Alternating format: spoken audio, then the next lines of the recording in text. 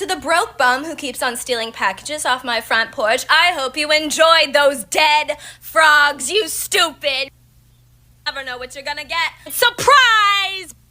Rotting bodies! A tiny curse saying that you will suffer from a receding hairline for the rest of your awful, pathetic, terrible, lowly life. Yeah. Why, like, dead frogs? Not sure if I would have done dead frogs.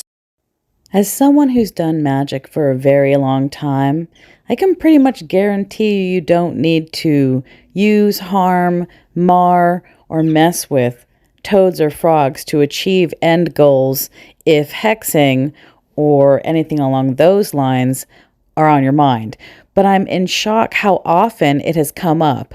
I have a 100-year-old spell book that I will excerpt at the end of this. I encourage you to stick around for that, explaining at least from this author's perspective on what to do with toads and frogs. I collect books. I was going through my books and I found one that was published in 1986, and even then was a really insane spell that represented some form of cruelty to a frog, where you tied it to an anthill so that you could get a lover to become infatuated with you. How about this?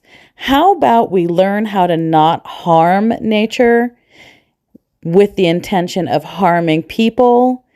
How about we just don't harm? Anyway, that's my idea. I'm with you, Charlotte. I would not use frogs or toads. We can do a receding hairline banishment, but you know, what you put out does in fact come back, no matter what anybody wants to admit. Enjoy the excerpt. It is attached. Have a lovely day. Do not harm a toad.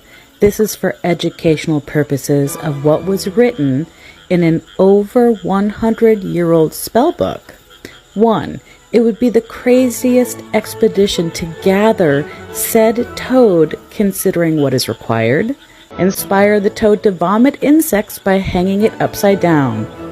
Then dry out the remaining toad, then grind the remains into a powder. My question is, if you're going to essentially cremate the toad, why did you traumatize it by hanging it until it vomited? It happens that a poison ariseth in the toad, which kills the pestilent poison of terror in man. Poor maligned creatures. And this book definitely has a lot of room for improper ways of practicing in alchemical magic. This man has a real issue with toads and frogs. The red toad living in briars and brambles is full of sorceries, all from one little red toad.